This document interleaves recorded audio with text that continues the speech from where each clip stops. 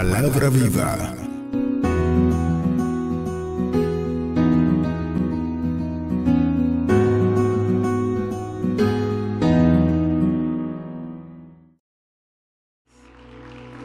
Los hermanos que están por YouTube, por Facebook, por televisión, por radio, por redes, por las vías que Dios haya dispuesto, bienvenidos esta noche también. Gracias al Señor que nos permite usar los medios para alcanzar vidas que posiblemente no tienen una congregación cerca. Otros posiblemente prefieran quedarse en casa, pero nunca es igual. No es igual ver un juego de béisbol en el estadio que verlo por televisión. Asimismo un culto, no es igual verlo por televisión que estando ahí presente. No es lo mismo. Amén. Bien, mis amados, vamos a la palabra de Dios esta noche temprano. Y si usted puede abrir su Biblia, le voy a cambiar el texto, pero no el contexto. El texto es otro, pero el contexto es el mismo, aún un poquito más profundo esta noche. Si usted está listo, yo estoy listo ya. ¿Alguien está listo?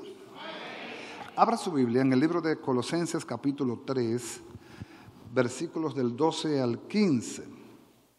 Amén. Colosenses 3, del 12 al 15. El apóstol Pablo, cuando escribió esta carta a la iglesia de Colosas era una región también de Asia Menor, Pablo nunca fue a esta iglesia, nunca estuvo presente físicamente en esta iglesia. Pablo discipuló por cartas, por vía de un hermano que Pablo ganó en la fe, y este hermano fue a su comunidad y allá levantó un grupo de hermanos que creyeron en Jesús, y Pablo, a través de este varón llamado Epafras, le escribe esta carta a los colosenses sin Pablo haberlo visto nunca, pero por la revelación del Espíritu le escribió. Y lo que se escribió, dice la Biblia, que para nuestra enseñanza se escribió. O sea que la Biblia tiene vigencia para nosotros porque es un libro que tiene vida. Amén. ¿Llegó conmigo? Dice la palabra de Dios: vestíos pues como escogidos de Dios, santos y amados, de entrañable misericordia, de benignidad, de humildad, de mansedumbre, de paciencia, soportándoos unos a otros y perdonándoos unos a otros. Si alguno tuviere queja contra otro, de la manera que Cristo os perdonó, hacedlo también vosotros. Y sobre todas estas cosas, vestíos de amor, que es el vínculo perfecto. Y dice, y la paz de Dios gobierne vuestros corazones, a la que fuisteis llamados en un solo cuerpo, y sed agradecidos. Hasta el 15 lo dejamos ahí. Dice el del 15, y la paz de Dios gobierne nuestros corazones o vuestros corazones, a la que asimismo fuisteis llamados en un solo cuerpo, y sed agradecidos. Cuando uno ve esa palabra gobierno, uno piensa muchas veces en el gobierno político, porque esa es la realidad nuestra. Pero todo lo que representa orden es gobierno. Todo lo que representa orden es gobierno. La sociedad tiene que tener un tipo de gobierno social. Alguien lo dirige, alguien la dirige. La familia tiene que tener un tipo de gobierno. ¿Sí o no? Las instituciones públicas o privadas tienen que tener un tipo de gobierno también, conforme a la naturaleza de las instituciones. Si una institución deportiva, tiene que ser alguien que sepa de deporte. Aunque en nuestro país suceden cosas raras. Porque usted puede ver que a una persona lo pueden nombrar ministro de un área, y esa persona es totalmente lo opuesto a esa área. No sé si alguien dice, aquí pasan cosas raras, como dice un muchacho que tiene el pelo como morado, y que sale en el antinote y dice, en RD pasan cosas raras. No sé si ustedes lo han visto. Yo no sé cómo se llama, pero ese género musical yo no lo sigo, ni me interesa tampoco. Pero él dice una verdad, dice, en RD pasan cosas raras. Conforme a la institución, debe haber alguien que la gobierne, alguien que la dirija. La iglesia tiene quien la gobierne y quien la dirija. Y usted quizás pensará que somos nosotros los que estamos al frente desde el punto de vista de la delegación. No, la iglesia la dirige el mismo Señor. Cuando el Señor mandó a Noé a hacer el arca, el Señor mandó hacer los pisos y los niveles que tienen una representación. Los 3 niveles del arca representan 3 niveles de espiritualidad también. Pero no le puso timón. ¿Por qué Dios no le puso timón al arca? Porque Dios era quien iba a guiar el arca. Amén. En nosotros debe suceder lo mismo, que sea Dios quien nos gobierne. La problemática nuestra en la vida de la fe no ha sido tan fácil como se ve y no es tan fácil como algunos creen. ¿Por qué?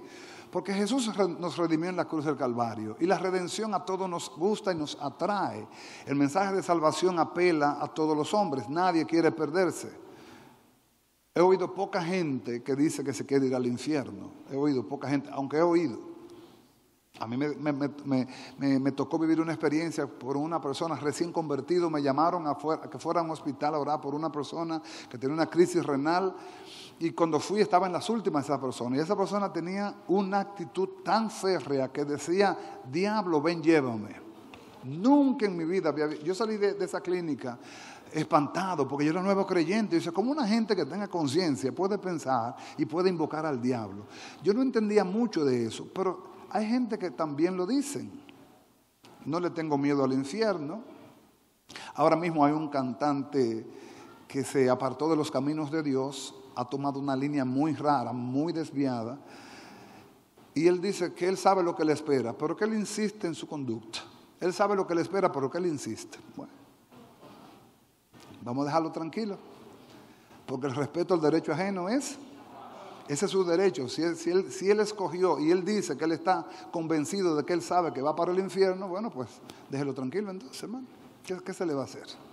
Pero en cuanto a la iglesia, que es nuestro tema, no el infierno, sino la vida de la iglesia, es el gobierno de Dios. Hemos hablado por 22 semanas sobre el señorío de Cristo. Y posiblemente algunos todavía necesitemos que aclaremos muchas cosas sobre lo que es señorío. Señorío es gobierno de Dios. Cuando usted redime a alguien, ese alguien ya, porque usted lo redimió, le pertenece a usted. Y si nosotros hemos sido redimidos, en otras palabras, comprados por Cristo, le pertenecemos a Cristo. Ahora bien, una cosa es que yo le pertenezca a Cristo y otra cosa es que yo me le someta a Cristo. Y ese ha sido el conflicto de la iglesia en los años. La iglesia desviada, la iglesia completamente apostatando, la iglesia que no se somete porque no ha entendido el señorío de Cristo. Cuando se entiende el señorío, usted va a entender que usted ya no vive para sí, ahora vive para Cristo. Es difícil para muchos decirlo, es difícil para muchos aplicarlo, porque estamos acostumbrados y pensando solamente en que Él me perdona, o pensando en los conceptos religiosos de que todo con la gracia se puede, o todo con límites se puede, o que eso no es nada. Que eso no es nada. Esa ha sido uno de las maquinaciones satánicas más perversas contra la misma iglesia de Jesucristo. Eso no es nada. Hermano, Jesús dijo, un poco de levadura leuda toda una masa. Cuando decimos eso no es nada, eso es relativo. No es nada conforme a la magnitud de la práctica de lo que tú haces. Si tu esposo te es infiel una vez, eso no es nada. Pero que sea la esposa que es infiel a veces no es nada. Nadie dijo amén. Que sea la esposa la que sea infiel, una sola vez que sea infiel, a veces no es nada. A veces eso no provoca un maremoto en el corazón de ese hombre. Entonces no todo con las reglas se puede, o no todo tiene su excepción, porque eso no es nada. Y eso no es nada ha sido uno de los pretextos que el enemigo ha vendido para que la iglesia sea rebelde. Porque empezamos a deslizarnos con cosas pequeñas. Amados, con cosas pequeñas es que empieza el problema. Nadie que se volvió adicto a las drogas o al alcohol fue de golpe, fue gradual. Nadie que se descarría, se descarría de hoy para la mañana. Ningún matrimonio se divorcia de la noche a la mañana. Ningún negocio quiebra de la noche a la mañana, a menos que no sea de la bolsa de valores. Cuando los negocios quiebran, van gradual. Cuando una persona se descarría, va gradual. Cuando un matrimonio se desmorona, va gradual. Asimismo, la vida de la fe. Empezamos con pequeñas cosas. empezamos a descuidar ciertos principios. Entonces, la carne que está ahí como naturaleza, sabe el enemigo cuál es nuestra concupiscencia y por ahí nos alimenta y nos bombardea. Y si usted no abre los ojos a tiempo, el enemigo es poderoso como para poderlo engañar a usted y aún en la iglesia hacerle creer que usted es un cristianazo y al contrario, usted es un tremendo hipócrita. Lamentablemente, porque la doblez se ha vuelto para nosotros un estilo de vida. Voy a la iglesia y después hago lo que yo quiera. Eso dice que tú no has entendido nada del señorío de Cristo. Si usted viene a la iglesia y adora, lo que pasa después de la iglesia es lo que verdaderamente determina si tu adoración fue eficaz. Yo tengo allá atrás un hermano que fue y sigue siendo un atleta, nunca se le va a quitar la estampa de ser un pelotero. Todo el que juega un deporte antes de entrar en acción calienta o se prepara. Tiene un entrenador, tiene un asesor. Ese entrenador o asesor le va dando técnica, le va corrigiendo defectos y le va dando ciertas pautas para que supere ciertas cosas deficientes. Pero usted sabe dónde que ese entrenador se va a dar cuenta de que le funcionó el consejo.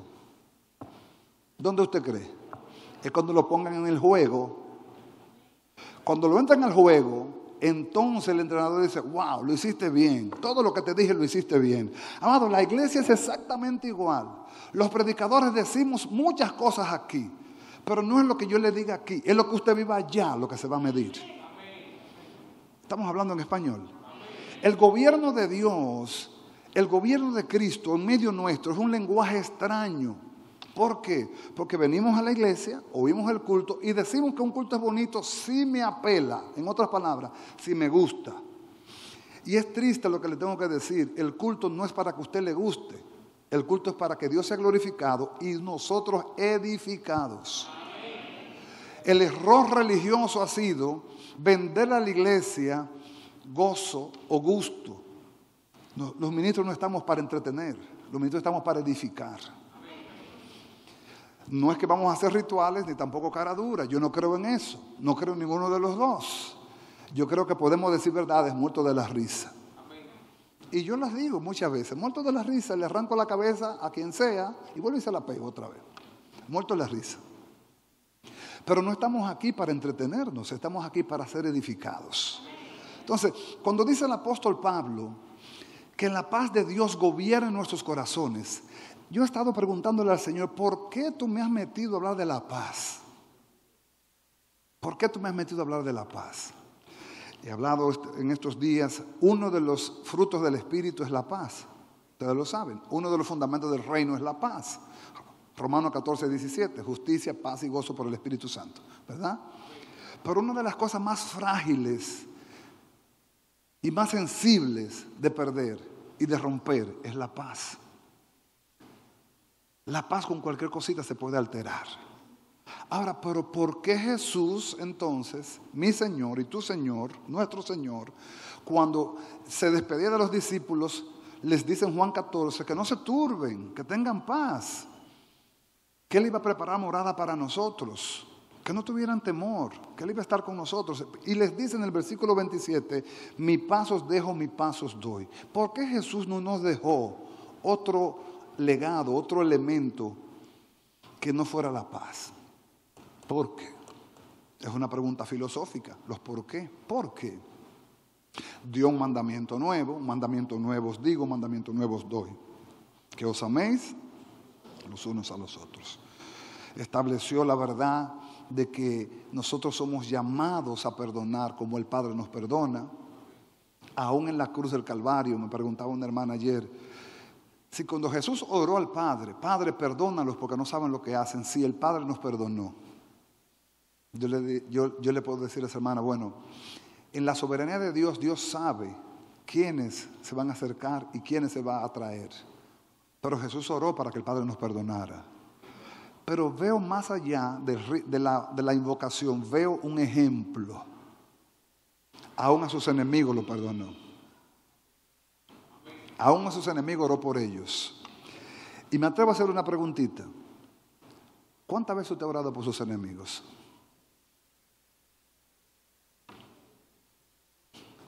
Me atrevo a asegurar que ni una.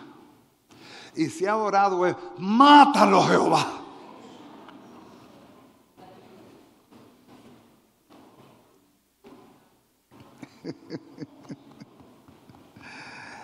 Ay, Señor. ¿Por qué Jesús dijo, mis pasos dejo, mis pasos doy? Yo no la doy como el mundo la da. Porque Jesús sabía que nosotros íbamos a enfrentar guerra. Tan pronto una persona cruza la línea del pecado separador de entre Dios y el Padre y pasa de las tinieblas a la luz, está en guerra.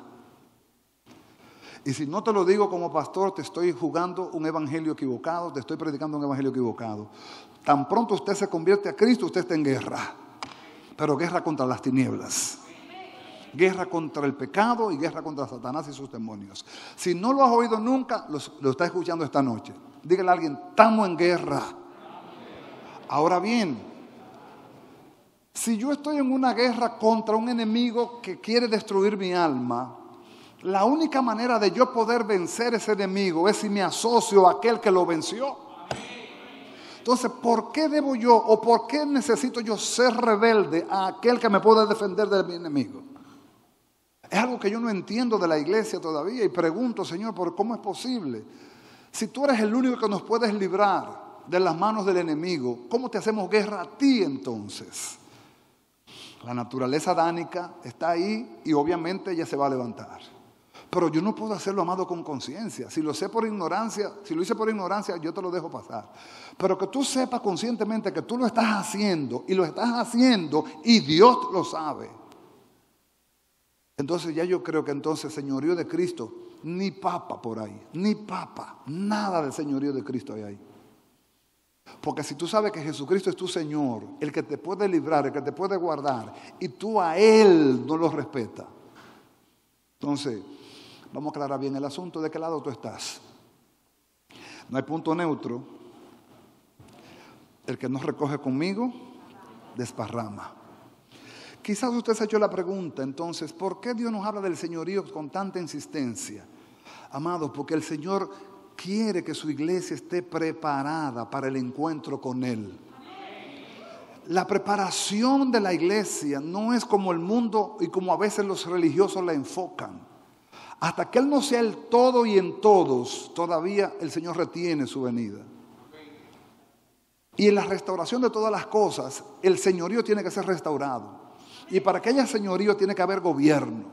Y para que haya gobierno tiene que haber sujeción. Y para que haya sujeción tiene que haber obediencia. Y eso es lo que menos uno ve. Cuando uno encuentra una gente obediente, uno se lo encuentra tan raro eso. Cuando uno encuentra una gente dispuesta a obedecer, eso es raro. Porque es que hoy estamos tan free, tan light, tan libre y tan liviano, como eso era antes. Estamos en la gracia. Ajá. Estamos en la gracia. Ese es el discurso. Pues déjame decirte que el Dios de la gracia mata también. Si no, lees Hechos capítulo 5. Que el Dios de la gracia baja la mano también. Que el Dios de la gracia se reveló por amor y nos dio a Jesús por amor, pero no para que la iglesia tenga por inmunda la sangre del Cordero. ¿Aló? Yo le dije que le iba a meter un poquito de profundidad hoy y posiblemente por par de domingos más, o 3 cultos o 4 cultos más. Nosotros, como creyentes en Cristo Jesús, tenemos cada día una oportunidad de manifestar al mundo si es Jesús mi Señor o no. Si lo es o no. Yo no tengo que predicar para dejar entrever que Jesús es mi Señor. Porque las ofertas están por doquier.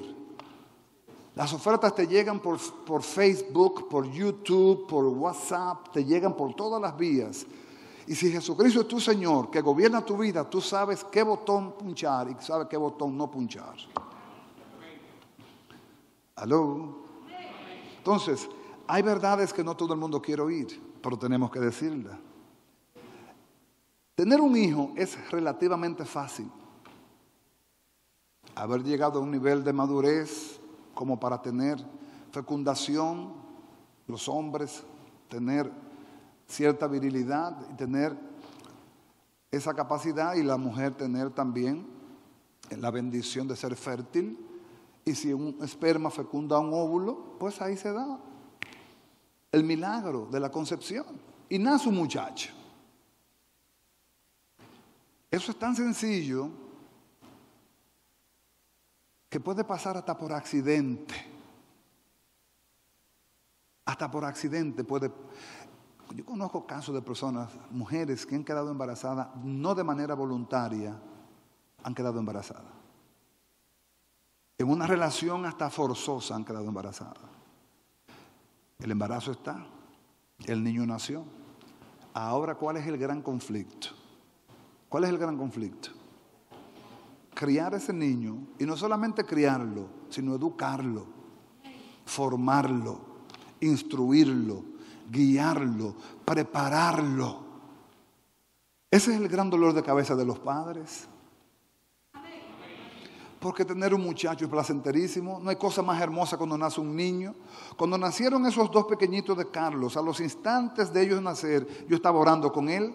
Pero de inmediato nació Carlos Rafael, yo estaba orando con Carlos. De inmediato, con Carla fue fuerte, meneo, sí, pero tuvimos ahí un clamor terrible. Cuando Carla nació, estábamos orando de una vez. Y había gozo y había alegría, había tensión, porque Linita hizo una crisis medio incómoda. Eso para testimonio de que Carla sepa cómo ella debe amar a su mami. ¿Oíste, Carla? ¿Qué gozo más grande que nació un muchacho, nació un hijo? Y tú lo brincas. Ya escucharé papá, ya escucharé mamá. Cuando el muchacho empieza a crecer y empieza a hacer chuipiti y empieza a decirte, vieja, el diablo, suéltame en banda. Tú sí. Cuando llega esa edad que las hormonas desconectan el cerebro, entonces la cosa como que no es lo mismo. Cuando el muchacho se cree que él fue el que te parió a ti, ¿qué es lo fuerte entonces? ¿Tener el muchacho o formar el muchacho? Para Dios, la redención se efectuó en la cruz del Calvario en un instante, cuando Cristo muere, consumado es. Pero la santificación, estamos todavía en ella, amados, bregando seriamente este caso. Porque somos redimidos por su sangre, rescatados del pecado y del lago de fuego y de todas las obras del diablo, pero la carne quedó aquí y la naturaleza adánica también. Y ahora Dios quiere formar a sus hijos conforme al carácter del hombre perfecto que es Jesús. Y vengan lío. Porque el deseo de Dios es que tú llegues a la estatura del varón perfecto. Y vengan lío, porque la persona que más está resistiendo eso no es el líder tuyo ni el pastor, eres tú. No soy yo, eres tú. Tu indisposición a la obediencia, tu desconocimiento o tu complacencia al pecado también. Porque también en eso también vemos muchas ligerezas. No porque yo hice tal cosa y no me pasó nada. Amado, no hay pecado que quede impune. Lo que pasa es que Dios tiene un tiempo para cobrar. Y muchas cosas que uno no la ve en el momento, la puede ver de aquí a 20 años, cuando Dios dice, voy a pasar factura. No juegue con el pecado. No juegue con eso. Es un consejo de amor. ¿Te quieres jugar? Juegue. Que el día que le pasen factura, Dios sabe cómo hacerlo también. Dios ama al pecador porque es su creación, pero aborrece toda obra de pecado. Estamos hablando del gobierno, ¿verdad? A Dios no le interesa tu complacencia, ¿tú sabías? Dios no es como nosotros. A Dios no le interesa añoñarte. El concepto de Dios es amor que nos han vendido. Es un concepto completamente desviado de la verdad, de la esencia del amor. El amor desea tu bien. El amor desea que tú andes firme. El amor desea que tú andes en luz. El amor desea que tú andes en verdad. Pero nosotros no hemos pintado que Dios es amor y por eso consiente toda mi malcriadeza. Mentira. Porque Dios es amor, tiene que corregirte. Porque Dios es amor, tiene que confrontarte. Porque el día que te deje de confrontarte, dejó de amar.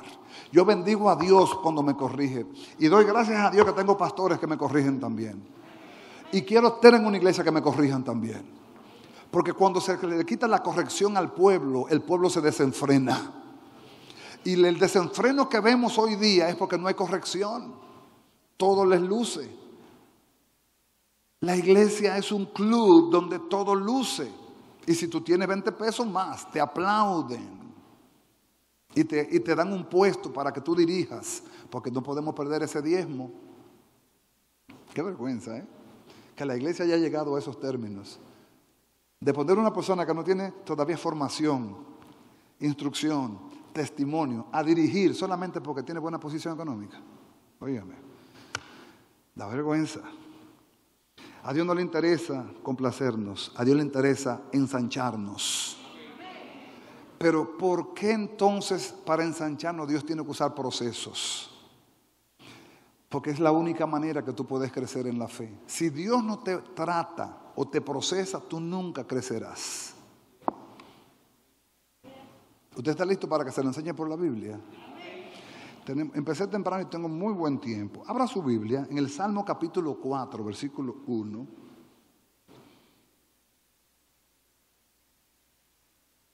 Salmo 4, verso 1. Si me lo dan allá arriba, mejor, porque así yo voy más rápido aquí. Salmo 4, versículo 1. Bueno, ok. Dice, respóndeme cuando clamo, oh Dios de mi justicia. David está orando.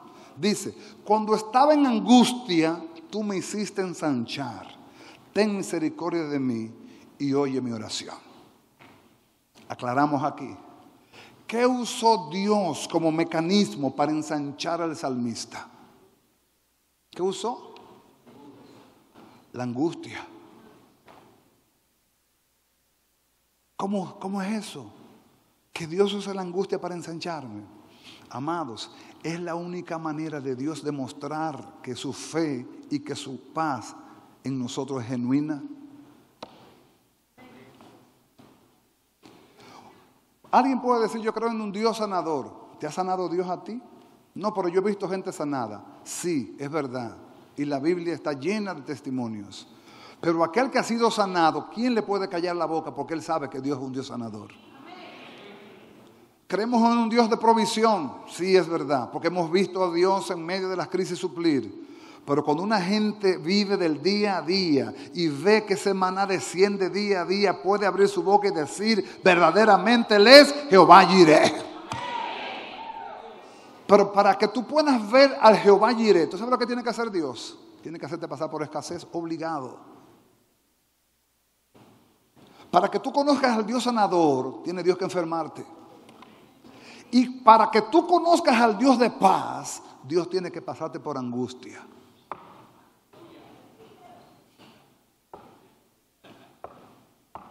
Alguien se está riendo.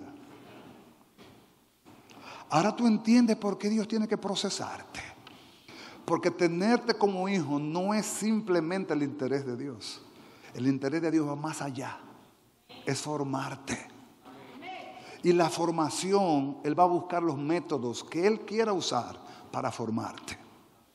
Puede usar la esposa, puede usar el esposo, puede usar los hijos, puede usar la economía, puede usar una enfermedad, puede usar lo que Él le dé la gana porque Él es Dios.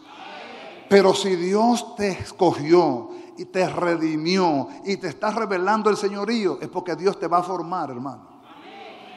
Tú podrás correr de mí y correr de esta palabra, pero de la formación de Dios no podrás correr. Porque Dios va a usar todos los métodos habidos y por haber que Él tenga a su alcance para formarte. Y te va a formar. Y te va a formar. Y yo tengo una pregunta que le escribí esta tarde.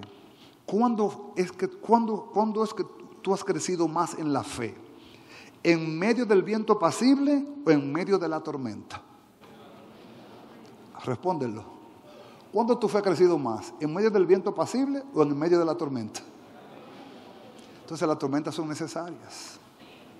Dígale a alguien, las tormentas son necesarias.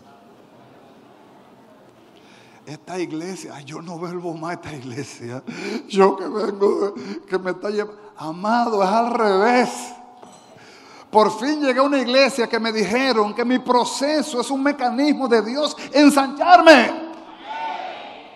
Por fin llegué a un lugar donde me dijeron que mi prueba no era para matarme, sino para promoverme. Por fin llegué a un lugar donde me dijeron que Dios al que llama lo va a probar para que sea capacitado con testimonio de lo que él que está predicando no fue que lo leyó en un libro. Él lo vivió. Amado, si tú me hablas a mí de un Dios fiel, yo te puedo hablar de un Dios fiel. Porque yo he vivido la traición, yo he vivido la calumnia, yo he vivido la escasez, yo he vivido la enfermedad, yo he vivido los procesos. Yo te puedo decir que hay un Dios que guarda, que sustenta. Yo he vivido rebeldía de mis hijos también. Y estoy aquí.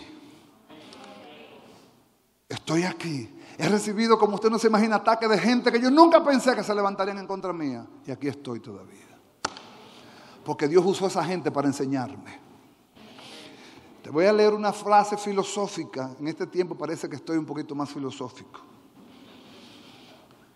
Esto lo escribió un pensador, un desconocido. Dijo: caminé un largo trecho, un largo camino con el placer. Hablábamos amenamente todo el camino. Al final, cuando me dejó, no tuve ninguna enseñanza. Sin embargo, caminé una milla con el sufrimiento y no me dijo nada. No me habló ni me dirigió la palabra. Pero al final, cuántas cosas aprendí.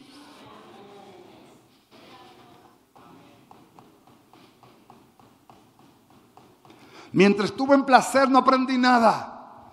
Pero cuando estuve en proceso aprendí de todo. Vi a Dios durante el día cubriéndome con la nube. Pero vi a Dios durante la noche siendo la columna de fuego. Vi a Dios enviar los cuervos a suplirme. Y vi a Dios levantarse y defenderme. Si Dios no te pasa por el proceso, no lo podrás ver. Tú le estás diciendo a Dios: muéstrame tu gloria. Dios te va a decir: te la voy a mostrar a través del proceso. Eso no se predica en este tiempo. Eso no se usa ya, pastor, usted está desfasado. Predica empowerment, empoderamiento. Mujer, empodérate, porque tú puedes, amado. Tú no puedes nada. Si Jehová no edifica la casa, tú no puedes ni pararte de esa silla. El ego hoy en día es que tú puedes, anulando a Dios. Sin Dios no podemos nada. Todo lo podemos en Cristo que nos fortalece. Él es nuestro amparo, nuestra fortaleza, nuestro pronto auxilio en las tribulaciones. Y aunque se traspasen los montes al corazón del mar, no temeremos. ¿Por qué? Porque Él es el Dios de paz, que dijo que estaría conmigo todos los días hasta el fin del mundo. En el día de la prueba, en el día de la calumnia, en el día de la traición, en el día de la escasez, Él estará ahí. Entonces, no relinche cuando el proceso llega. No pongas cara de gente como que atribuye despropósito. Señor, el hombre que en la Biblia más sufrió fue Job. Y al final del capítulo 1 de Job hay un versículo que es oro molido, oro refinado. Job perdió sus hijos en un día, sus pertenencias en un día, todas sus propiedades en un día. Y para colmo, la esposa que le quedaba era una necia. La Biblia lo dice. Ha hablado como una mujer fatua. ¿Por qué? Porque ella, viendo que Job no se inmutaba, que Job no se quebraba, que Job no se doblegaba, que Job no se quebrantaba para nada, ella dice: ¿pero qué hombre es este? Todos los hijos muertos, todos sus camellos muertos, todos sus ganados muertos, todas sus pertenencias quitadas. Y Job se humilla y dice: Jehová dio, Jehová quitó. Sea el nombre de Jehová bendito. Y la mujer de Job que estaba ahí y ve a este varón firme en convicción, dice: maldice a tu Dios y muérete. Y Job la mira y le dice: has hablado como una mujer fatua. En otras palabras, tú eres una tremenda necia. Tú no entiendes los caminos de Dios. Amados, si nosotros pensáramos un poquitito más, con una mente campesina, entenderíamos misterios de la Biblia más rápido.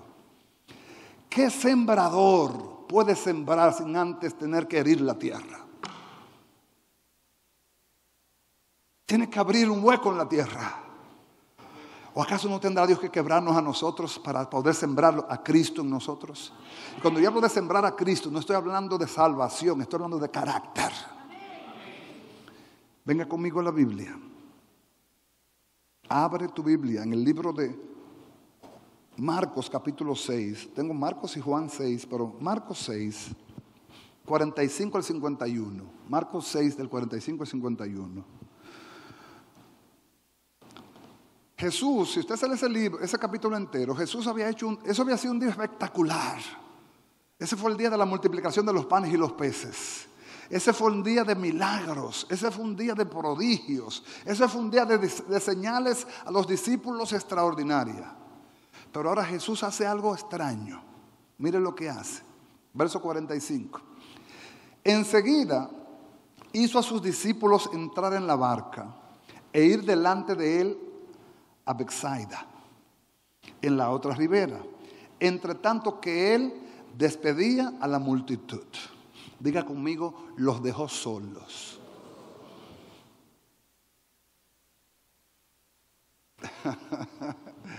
Los dejó solos.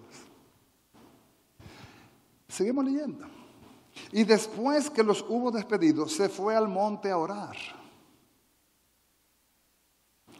Jesús orando y los discípulos en una barca que van a cruzar al otro lado de la ribera. Y al venir la noche, la barca estaba en medio del mar y él solo en la tierra. Vamos a hacer una figura aquí comparativa. ¿Dónde estaban los discípulos? En la barca, en el mar. ¿Y dónde estaba Jesús? En la tierra. ¿Cuál de los dos usted cree que estaba más seguro? Se supone que Jesús, ¿verdad? Entonces, ¿por qué Jesús no se fue con ellos y lo mandó a ellos? Usted va a entender. Y viéndolos remar con gran fatiga, porque el viento les era contrario, cerca de la cuarta vigilia de la noche, vino a ellos andando sobre el mar y quería adelantárseles. Viéndole ellos andar sobre el mar, pensaron que era un fantasma, desde aquellos tiempos que se creían fantasmas, y gritaron, porque todos les veían, y se turbaron. Pero enseguida habló con ellos y les dijo, tened ánimo, soy yo, o yo soy, no temáis. En la Biblia aparecen 365 veces la expresión no temáis. Una para cada día. Pero tú sabes lo que significa no temáis en una traducción sencilla. Ten paz. ¿De qué estamos hablando nosotros? Del señorío de Cristo basado en la paz de Dios. Si en la Biblia hay 365 no temáis, significa que hay 365 veces paz. Una para cada día. Así que si usted no ha recibido la suya hoy, por favor, un hermano, désela. Désela. Dígale, ten paz. Ten paz. Pero aquí hay dos elementos que hay que tomar en cuenta en este texto. Verso 48. Verso 48, denle un poquito para atrás. Verso 48. Y viéndolos remar con gran fatiga, porque el viento les era contrario cerca de la cuarta vigilia de la noche, vino a ellos andando sobre el mar y quería adelantárseles. Para ahí. Amados, estas son de las cosas que tienen que ser reveladas. La cuarta vigilia de la noche son las 3 de la mañana. Se supone que por ser las 3 de la mañana estaba oscuro, ¿sí o no? Pero mi Biblia dice que Jesús los estaba viendo. ¿Tú sabes lo que yo te quiero decir? Que Dios te ve cuando tú estás en oscuridad. Porque para Dios la oscuridad es lo mismo que la luz. Él ve todo el tiempo. Pero no solamente eso. Él vio que estaban fatigados también. Él vio que estaban fatigados también. Y cuando él vio que estaban fatigados, entonces tomó una acción. Y ahí entonces él interviene. Muchas veces Dios va a permitir que tú te canses para él intervenir.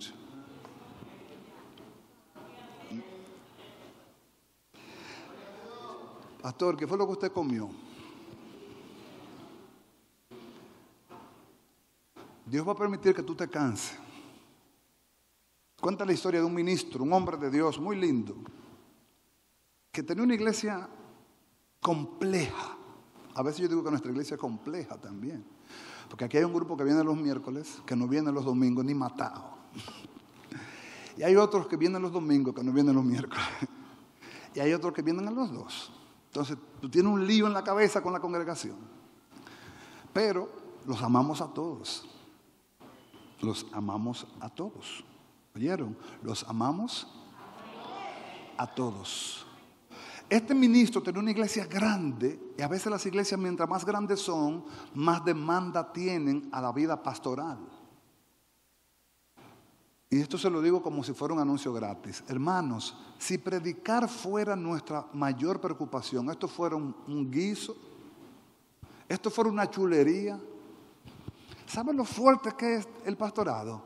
Después que tú te bajas de aquí a oír gente con problemas, a oír gente con dolor, a oír gente con quebranto, a oír gente con frustración, a oír gente con decepción, a oír gente desenfocada, desanimada, desalineada, de todo tipo, y tú estar ahí con ellos hasta que pasen el proceso. Porque eso es el pastorado, estar ahí con las ovejas hasta que pasen el proceso.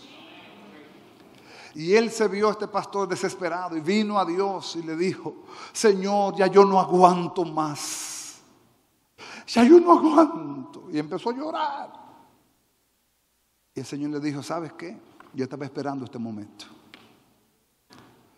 porque hasta que tú no te cansaras, yo no iba a intervenir.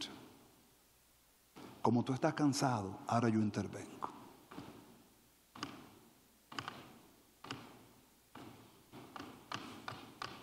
Usted quiere cambiar al esposo, ¿verdad? Usted quiere cambiar a la esposa, ¿verdad? Usted quiere cambiar a sus hijos, ¿verdad? Usted quiere hacer cambios en sus finanzas, ¿verdad? Y Dios dice: hasta que tú no me sueltes el timón a mí, yo no hago nada. ¿Tú sabes cuál es la clave de un cristianismo victorioso? Dejar que sea Dios que haga todo. Pero ¿cómo lo hará Dios? Cuando tú te dejes gobernar por Él. No es que tú te vas a quedar de brazos cruzados en tu casa, llenando currículum o sentado en tu casa bajo un abanico viendo Netflix. No, ese no es el tema. El tema es que yo cedilla a Él. Guía mis pasos. Pero déjame decirte algo con amor, amados. No le digas a Dios que guíe tus pasos si tú no estás dispuesto a levantar los pies. Porque lo decimos: Señor, guía mis pasos, pero no estás dispuesto a levantar los pies. ¿Tú quieres que Dios guíe tus pasos? Entonces, cuando Dios te diga levanta el pie, levántalo, hermano.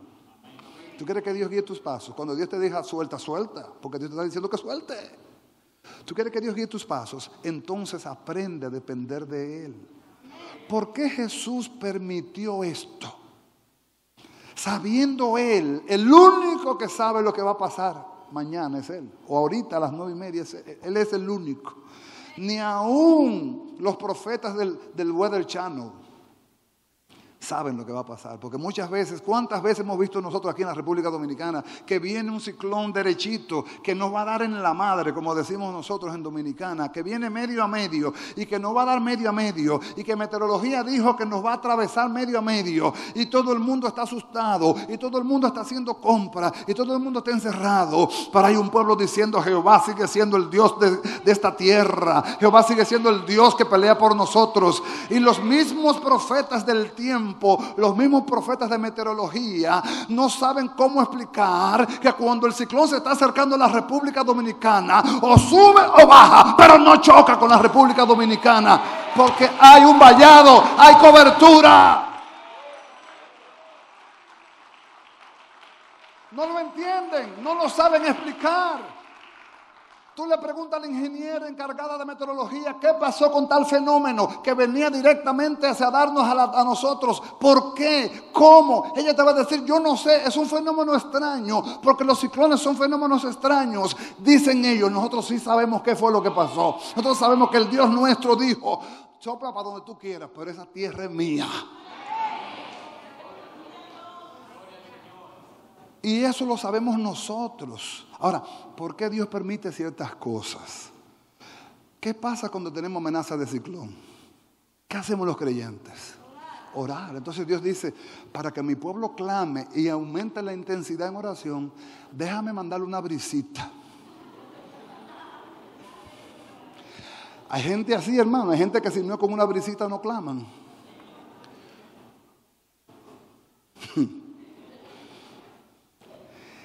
Cuando el doctor está palpándote el vientre, dice, ay, pero yo encuentro como que algo raro. Doctor, no relaje, doctor. Mira, el estudio dijo que tú tienes hay una masa y hay que operarte. Nosotros somos tan bárbaros, señores, que eso le pasó una vez a una persona. Escuche esto, doctora Cotes allá, que la doctora es especialista en esa área. Le hicieron una tomografía y dio un resultado que había un tremendo quiste, un tremendo tumor. Y cuando la doctora tuvo que decir lo que había, tenía que leer, hacer la lectura. Entonces, el paciente, aunque los radiólogos, los especialistas no hacen eso lo hace generalmente el especialista por ética, pero el paciente estaba muy empecinado en saber lo que había. Y él le dijo, bueno, yo no le puedo decir nada, pero se ve una masa en este lugar. ¿Y sabe lo que le dijo el hombre? Doctora, ¿qué tal si retocamos la imagen?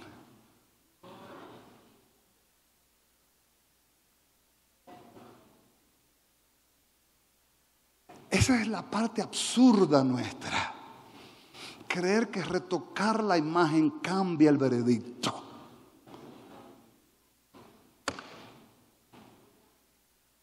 A nosotros los pastores Dios nos pedirá cuenta, amados, por enseñar a la iglesia a gozarse antes que agradar a Dios.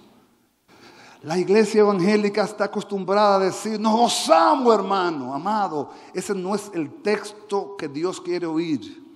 El texto es, Dios ha sido exaltado, Dios se ha glorificado y en su gozo yo me gozo.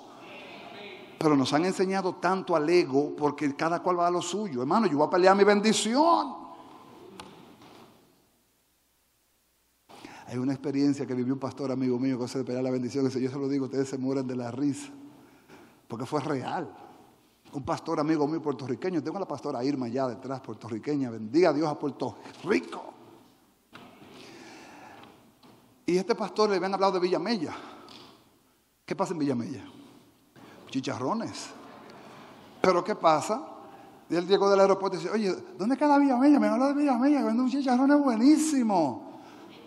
Me han dicho, que el pastor quiere ir. El dominicano muy hospitalario. Sí, se lo llevaron. Y yo lo conozco, un amiguito mío que vive en Indiana. Ya ustedes saben. Y el hombre, como dice Cuquín Victoria, se abrochó como media libra de chicharrón. Muy bien. Era temprano. Fueron a la casa pastoral. Antes de ir al culto, él se lava la cara, se pone otra chaqueta, se pone la corbata. Y le da un olor. Dice, wow, qué olor más rico. ¿Qué es eso? Dice, eso es habichuela con dulce. El dominicano come habichuela con dulce. Porque ustedes se están riendo, yo no he dicho nada.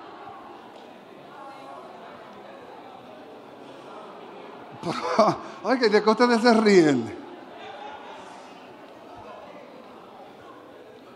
¿De qué ustedes se están riendo?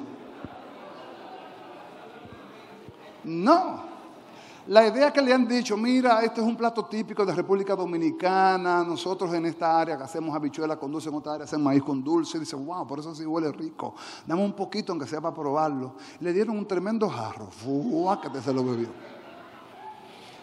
Preparó todo y arrancó para el culto, se fue para la iglesia. En medio de la predicación empieza la barriga.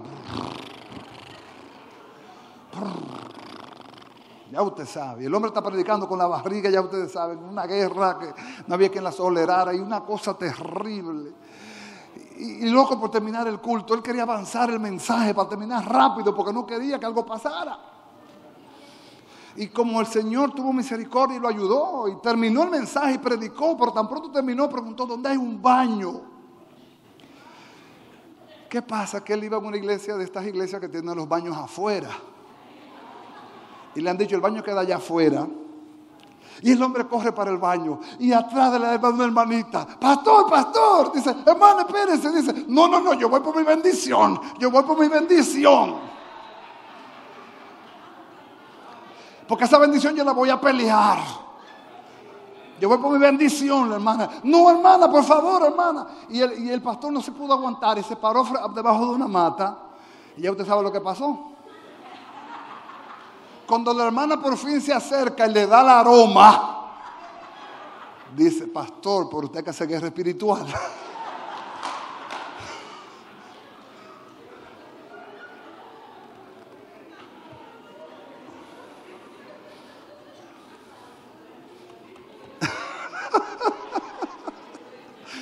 Por usted que hace guerra espiritual, hermano. Pero tú sabes lo que pasaba, que la hermanita iba detrás de su bendición, porque yo voy a pelear mi bendición, porque yo peleo mi bendición, amado.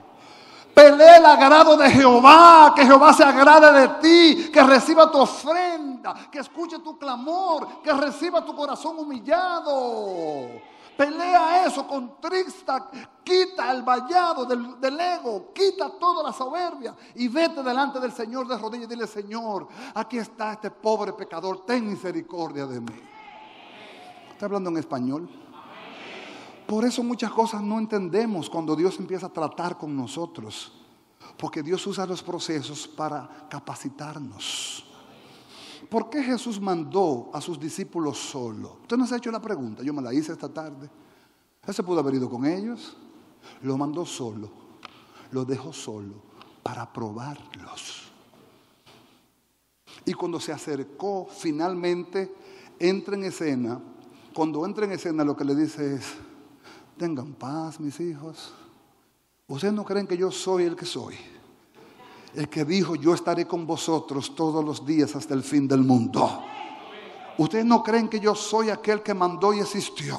Ustedes no creen que yo soy aquel que mandaba todos los días el maná. Yo soy el mismo. Tengan paz. No temáis. Señorío de Cristo.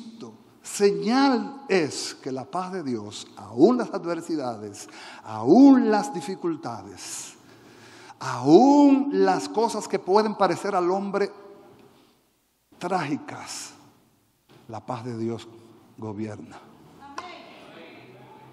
¿O acaso no nos llega a la memoria una escena a nosotros? Claro que nos llega, pero había gobierno de Dios. Y eso dice bien, hermano. Donde un cristiano que tiene gobierno de Dios se asusta, se mueren 40. Donde un cristiano que tiene gobierno de Dios tiene miedo, hay medio mundo muriéndose. Porque el que tiene gobierno de Dios sabe que su Señor es el Señor de paz.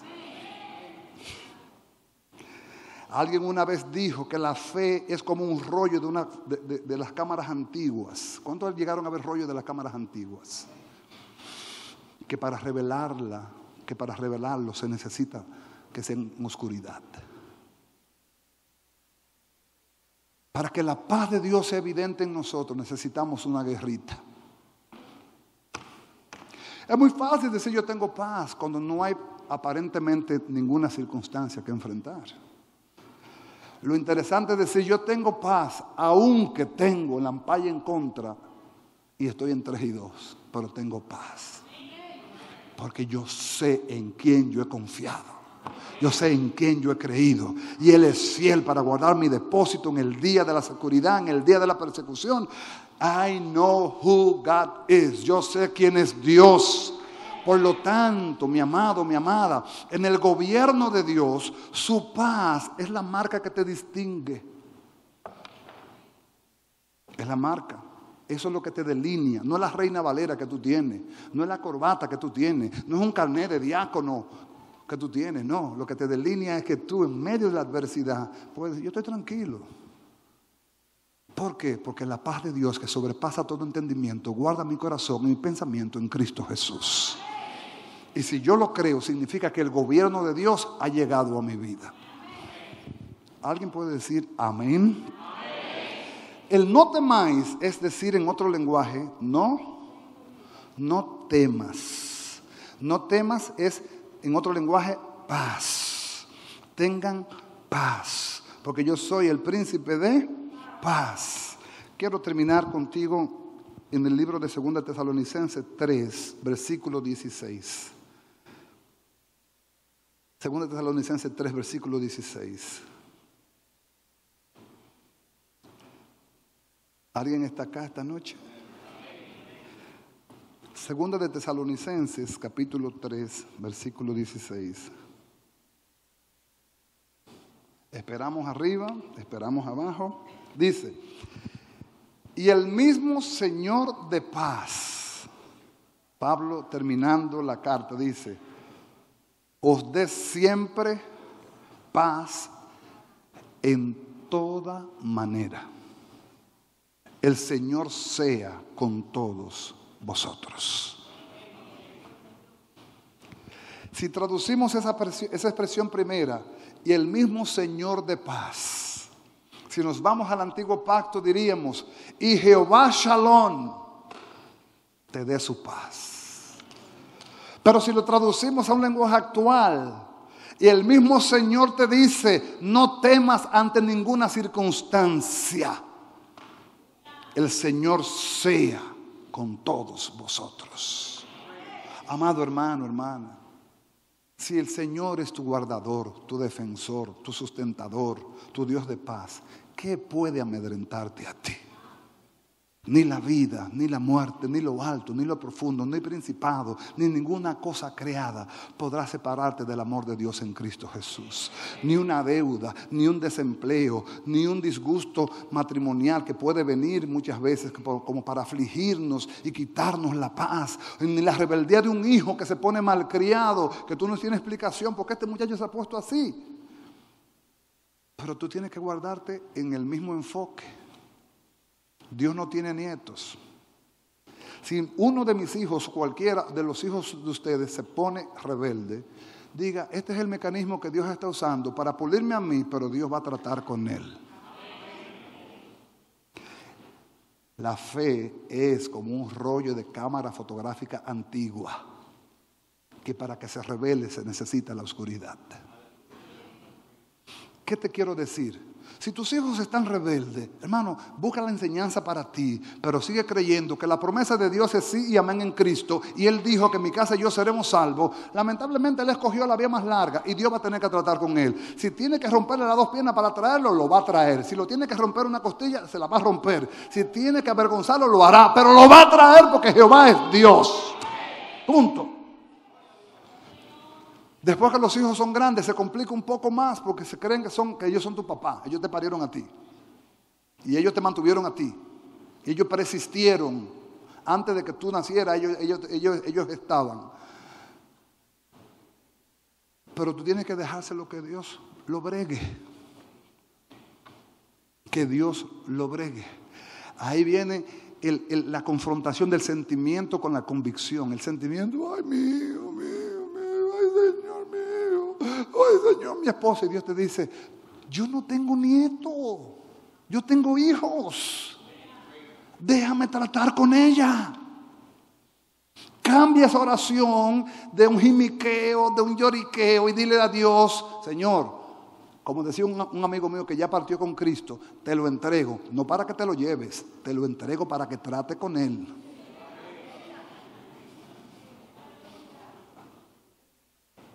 Amado, suelta la carga. Paz de Dios sobre ti. Si Él gobierna en el diluvio, Él gobierna en tu deuda. Si Él gobierna en el diluvio, Él gobierna en tu enfermedad. Si Él gobierna en el diluvio, Él gobierna en tu escasez. Si Él gobierna en el diluvio, Él gobierna en tu calumnia. Si Él gobierna en el diluvio, Él gobierna cuando se levantan tus enemigos. Él sigue siendo el que gobierna. Génesis 49 hablábamos de uno de los nombres de Jesús. Génesis 49, sí, Génesis 49, hablaba de que Él gobierna en Silo. Silo es uno de los nombres de Jesús revelado como el que gobierna. ¿Gobierna Jesús tu vida? ¿Gobierna el Señor? Bueno, pastor, yo estoy en la puerta del palacio, pero todavía como que tengo dificultades. Amados, tú eres redimido ya. Ahora necesitas ser gobernado. Eres redimido, eres perdonado, tienes la gracia, tienes al Espíritu Santo. Lo que falta ahora es que el gobierno se establezca en ti. Para que tú no seas un cristiano que el viento lo vuele.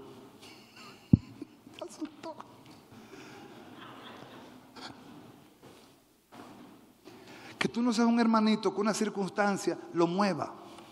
Que tú no seas un hermanito porque, ay, fui a la iglesia y no me saludaron, no vuelvo más. Oye, pero ¿por qué no te saludaron? ¿O tú fuiste a la iglesia a saludar? ¿Tú fuiste a la iglesia a llevarle una ofrenda al Señor? Si no te saludaron, como tú eres más maduro, saluda tú. Te tiene la doble bendición. Amén, mis amados. ¿Alguien puede entender un poquito más? ¿Alguien puede entender un poquitito más? Que el gobierno de Dios es algo que Dios mismo se provoca en nosotros también.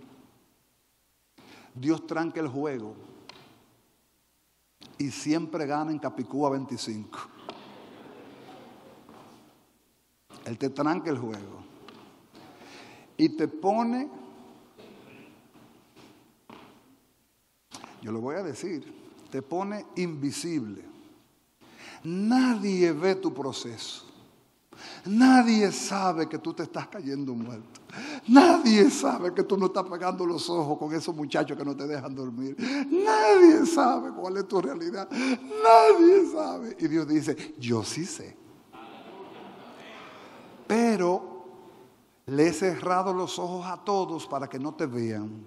Porque yo te voy a enseñar en medio del proceso. Nosotros queremos aprender the easy way. Señores, y los que tienen niños así de esas edades, escuchen esto. Se está levantando una generación que no sabe razonar. Tú le dices a un muchacho, ¿cuántos son 7 por 5? Van al celular. Entonces no saben pensar. Tú le dices a ellos, ¿cuáles son las 4 regiones que tiene la República Dominicana? Nómbramelas.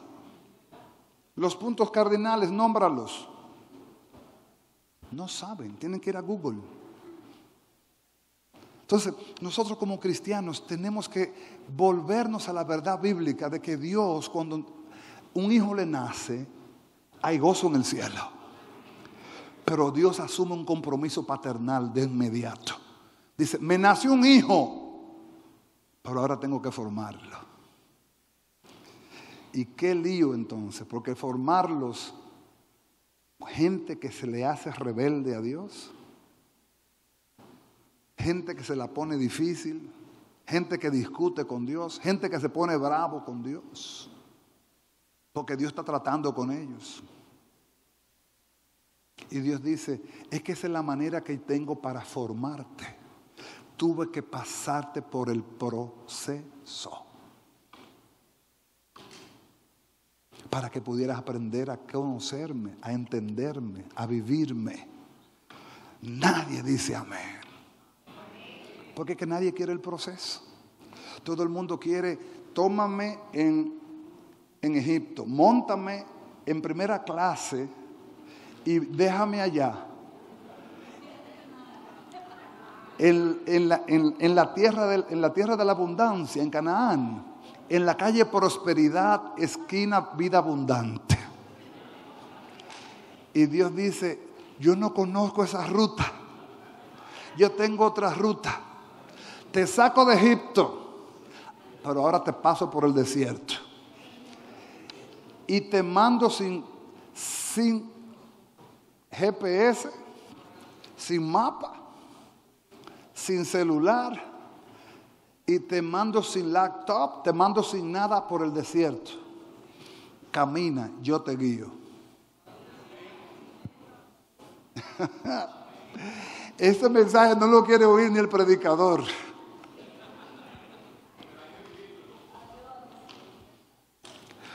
Porque es muy lindo. Es muy lindo decirle a los hermanos, mira, conviértete que Cristo te va a resolver todo tu problema. Eso es mentira. Mentira, bíblicamente mentira. Tu mayor problema se resolvió. El del pecado con el Señor fue resuelto en la cruz del Calvario. Pero no es verdad que que por tu ser cristiano tú no tendrás problemas. Eso no es verdad.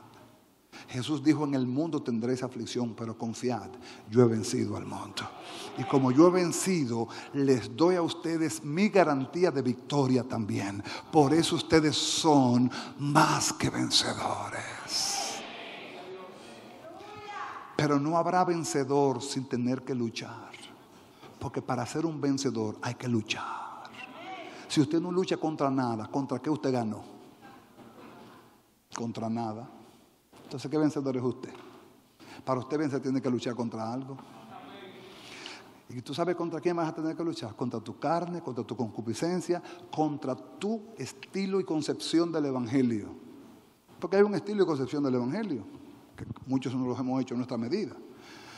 El Evangelio, según a mí me gusta, es que yo tengo una creencia. Amado, tu creencia para Dios, según la palabra, que tiene que ser pesada. No es según tú creas, es según la Biblia dice.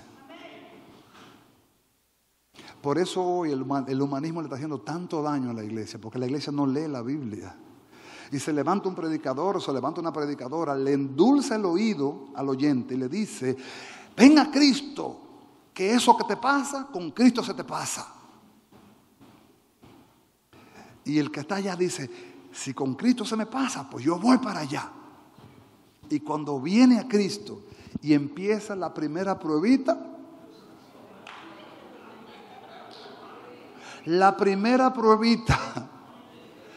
patica, ¿pa' qué te tengo? Pero si tú vienes a una iglesia y te dicen, Cristo te redimió, tus pecados te perdonó y te limpió, eres salvo por la gracia. Pero ahora empieza Dios a trabajar contigo y el enemigo se te va a levantar. Camina del lado de Dios para que puedas resistir las acechanzas del diablo. Cuando el enemigo se te levante, recuérdate que Jesús lo venció en la cruz del Calvario. Aférrate a Cristo, vive para Cristo y deja que Cristo gobierne. Eso no se predica. No, eso no se habla ya. Da pena lo que estoy diciendo, pero eso no se habla. Lo que se habla es empodérate.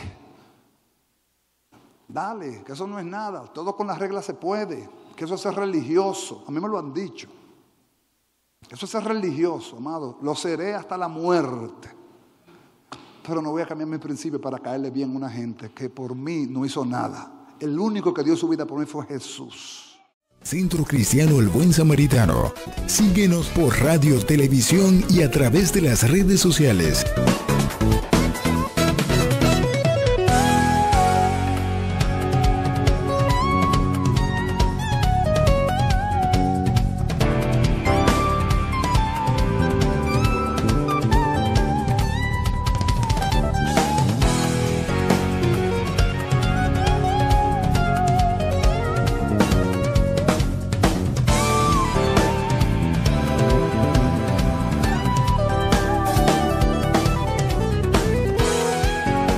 Palabra Viva. Este programa es producido y difundido gracias a la ayuda y ofrenda de hermanos y relacionados al Centro Cristiano El Buen Samaritano.